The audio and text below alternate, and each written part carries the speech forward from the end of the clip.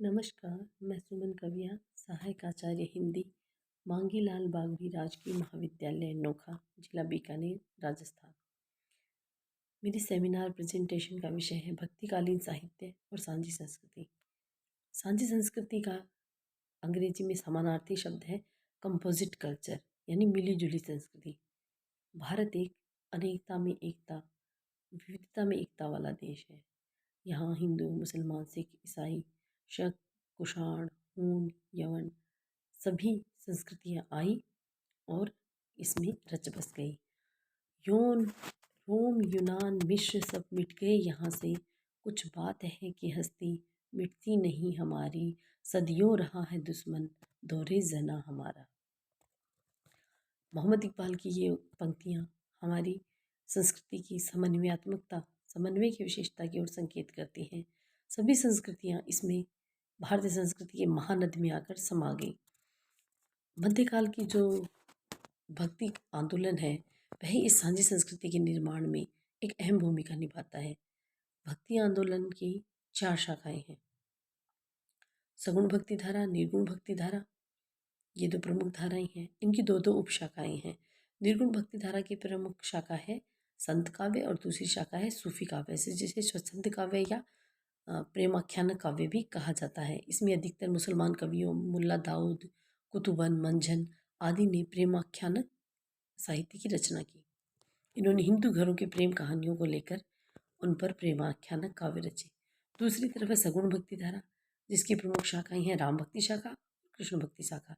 राम भक्ति शाखा के प्रतिनिधि कवि हैं महाकवि तुलसीदास, जिनकी रचना है रामचरितमानस, जो समन्वय की विराट चेष्टा कहलाती है।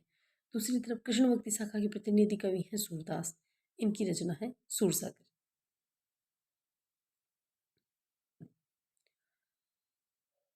अब अगर हम देखें कि सांझी संस्कृति के योगदान में भक्ति आंदोलन की इन चारों शाखाओं का क्या योगदान है, तो सर्वप्रथम हमें देखना चाहिए कि कबीरदास जी ने क्या योगदान दिया।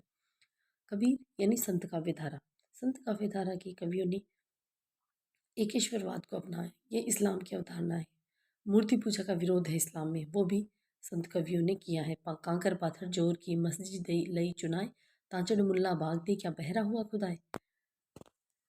इन्होंने धार्मिक आडंबरों, पाखंडों सबका विरोध किया और राम रहीम की एकता पर बल दिया। लोग कहते हैं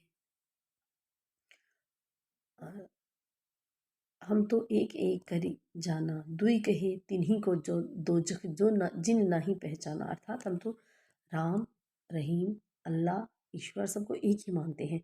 जो इनको दो बताते हैं ना, उनको दोजख मिलेगी, अर्थात उनको नरक में जाना पड़ेगा। वे परमपिता परमात्मा की एकता के अद्वैतवाद के समर्थक हैं। उन्होंने न सिर्फ हिंदू मुस्लिम संस्कृतियों को पास लाने की कोशिश की, इसके लिए उन्होंने भाषाओं को भी पास लाने की कोशिश की। जैसे दरियाव, नीर जैसे फारसी और संस्कृत शब्दों को उन्होंने अपनी रचनाओं में मेल किया। सूफी काव्य धारा के प्रतिनिधि कवि हैं मलिक मोहम्मद जायसी, जिनकी रचना है पद्मावत। पद्मावत भी एक ऐसा काव्य है जो मंडन के द्वारा, कबीर जहाँ खंडन का मार्ग अपनाते हैं, जायसी वही मंडन का रास्ता अपनाते हैं। मंडन के द्वारा इन्होंने हिंदू मुसलमानों के हृदय को पास लाने का प्रयास किया है। इन्होंने हिंदू घरों की प्रेम कहानियों को लिया और मसनवी शैली में काव्य रचना की, जहाँ इनका वस्तु भाषा वो एक तरफ हिंदुस्तानी है, भारतीय है, वहीं दूसरी तरफ इनकी जो शैली है, जैसे पैगंबर का वर्णन करते हैं और अल्लाह का वर्णन करते हैं। मसनवी शैली जो इन्होंने अपनाई है वो इस्लामी प्रभाव से युक्त है। फारसी और ईरानी प्रभाव उस पर स्पष्ट दिखाई देता है। भारतीय परंपरा में नक्शिक वर्णन किया जाता है नायिका के सौंदर्य का चित्रण करते समय, लेकिन सूफी कवियों में जैसे में प्रमुख है मलिक मोहम्मद जायसी, उन्होंने शिखन का वर्णन किया है। ये सबसे पहले नायिका के शिखा का वर्णन करते हैं, तत्पश्चात उसके नख तक के सौंदर्य का वर्णन करते हैं। इस प्रकार यह उनकी शैली समन्वयवादी शैली है। इन्होंने हिंदू घरों की प्रेम कहानियों को लिया, हिंदुओं के आचार विचार, विवाह आदि की परंपराएं, जन्मोत्सव, शकुन अपशकुन, विभिन्न देवी देवताओं का चित्रण, विभिन्न मान्यताओं का चित्रण इन्होंने काव्य में किया है, जिससे पता चलता है कि इनको हिंदू संस्कृति की बहुत अच्छी जानकारी थी। हिंदू पाठकों ने भी इनकी रचनाओं को सराखों पर बिठाया। कहते हैं कि उस समय मृगावती, मंझन की मधुमालती इनकी बहुत ज़्यादा मांग थी। सभी कहीं बाजार में कहीं भी जाओ सब लोग इन्हीं पर चर्चाएं करते हुए हिंदू लोग दिखाई देते थे। इतना अवश्य है कि इनको बहुत सूक्ष्म जानकारी नहीं थी हिंदू धर्म की, तभी तो उन्होंने नारद को एक नकारात्मक व्यक्ति के रूप में चित्रित किया है।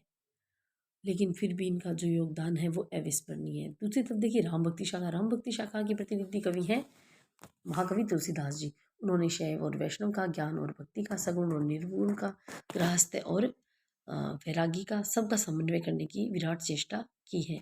वो उस समय के लोक नायक हैं। उन्होंने दोनों संस्कृतियों को पास लाने का कार्य किया है। उन्होंने कहा ज्ञान भक्ति नहीं कछु भेदा, उभय हरे भव संभव केता। शिवद्रोही ममदास कहा, वासो नर मोहि सपने हूँ नहीं भावा। इस प्रकार हिंदू धर्म में ही जो अलग अलग मान्यताएं मतांतर संप्रदाय चल पड़े थे उनमें भी समन्वय किया, तो दूसरी तरफ हिंदू मुसलमानों का भी समन्वय किया। अगली जो इनकी काव्य धारा है वो है राम कृष्ण भक्ति शाखा। उसके प्रतिनिधि कवि हैं सूर। जो कृष्ण है काव्य है उसमें आभीर शब्द मिलता है और आभीर का संबंध द्रविड़ सभ्यता से बताया जाता है कुछ शिलालेखों में। इस प्रकार यह आर्य संस्कृति और दाक्षिणात्य यानी द्रविड़ संस्कृति के समन्वय का काव्य है।